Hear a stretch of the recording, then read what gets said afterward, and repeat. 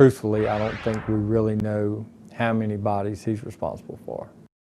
A killer in the Carolinas and now in prison, but there is a question of how many more bodies could be out there.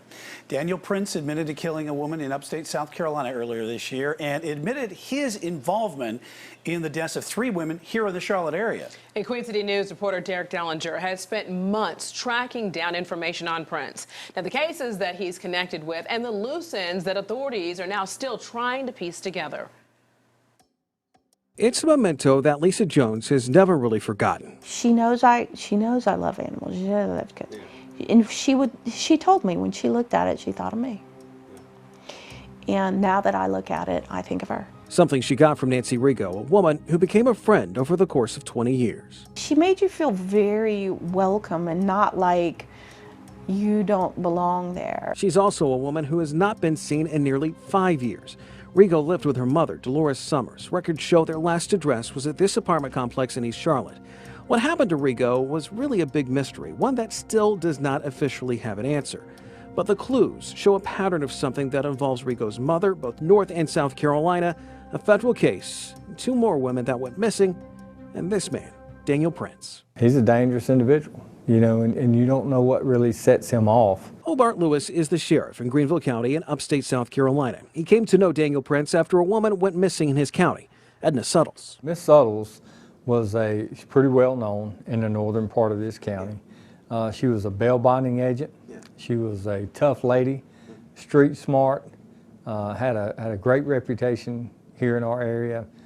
She was certainly nobody's fool. And when she disappeared on August 27th of last year, people noticed. Initially, from a sheriff's office standpoint, our missing persons were reported by phone. We would take a report by phone. The Suttles case, we changed some things here, and the Suttles case was kind of in time with that, if you will, where we were going to respond to every missing person. Usually it was, you know, there had to be some extenuating circumstances, some type of medical issue. Her vehicle was located at a motel in Travelers Rest. It was backed in, and it was really unusual that it would be sitting so close to her home at a hotel. And Sheriff Lewis says something stuck out in a very big way. Once we looked at surveillance footage and we see this male walking around her car and appears to be kind of wiping it down, you know, obviously some alarms went off pretty quick that there was some foul play of some kind. And of all things, it was a Food Lion car that got them to Prince. A man matching his description was seen on surveillance at a grocery store around that time. Card swipe gave them Prince's name and address. It may sound like an open and shut case, but by that point, Suttles' body had not been found. And once authorities actually got to Prince's home in Rutherford County in the mountains, there were more questions. So we know that he was probably the last person to see her. When he really became a suspect, other things led into not just Edna Suttles, but Nancy Rigo's information was located. That was a game changer. Nancy Rigo, the woman from Charlotte, they found something of hers on Prince. They found a debit card, Nancy Rigo's name on it. Who is Nancy Rigo? Well, she's a missing female from North Carolina. They had already ran down the fact that she was missing, but her Social Security and those type things continued to go into a checking account at this particular bank that he held the card for.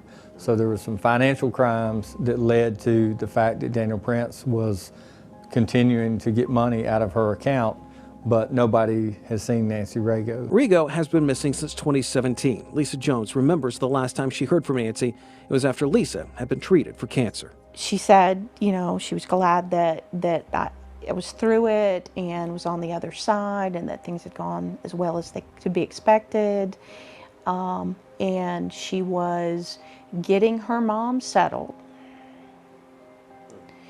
And I can't, now this part, I'd have to go back and read it, but I don't remember if she said she would get back in touch with me or not. But she said she loved me. And that's it. But between that point and now. When did you find out about what happened? I mean, it's March of this year. March of this year. Authorities say there was a lot going on. Daniel Prince was talking, but was evasive. Calculated in a lot of ways. He was very apprehensive to answer questions, but you could tell he was, he wanted to be the star of the show. You know, he wanted to run the interview. he had all the answers. The disappearance of Edna Suttles came back to haunt him. Deputies know they had their man, and slowly he started to cooperate. For example, he would say these things. Let's just say I do know where this body is and I can take you to a body. How would that play for me? How would that help me in the situation I'm in? Court documents show Prince assisted in the recovery of Edna Suttles' body, which was found in Rutherford County back in May. And just over a month later, he admitted to killing her in federal court, but there was something else. That same court document also showed he had been fully debriefed concerning his responsibility for the role in the death and/or disappearance of Rigo, but also Rigo's mother, Dolores Sellers, and another woman from Gaston County, Lee Goodman. With Rigo's mother, it's believed that she may have been poisoned. The federal documents did not say that he admitted to killing anyone else, but Jones is reading between the lines. She believes Nancy is dead. In fact, she says she was told as much by investigators, and she was also told that Daniel Prince was the one that did it. My take on this person, and I will not say his name because he does not deserve that. He doesn't deserve that dignity. That this person was a predator, and this person enjoyed targeting women. And he is in federal prison for the rest of his life. Authorities have used the term serial killer to describe him. There's no indication whether he could be facing charges for the other cases involving Nancy Rigo, Dolores Sellers, or Lee Goodman.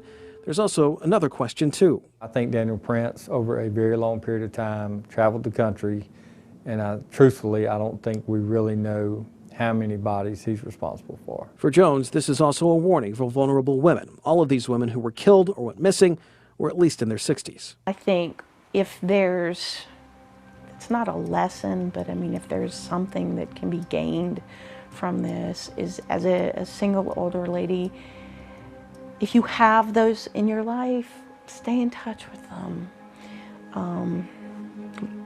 Follow what's going on with them. Don't let them disappear. All of this in the last several months has shaded so many things, and the gift Jones got from Nancy means so much more now. I mean, I can bear that. Because the other piece of it is that reminds me of the beautiful person that Nancy was. And that I will do my best to honor with the way I live my life. Justice served, though questions still remain. Derek Dellinger, Queen City News.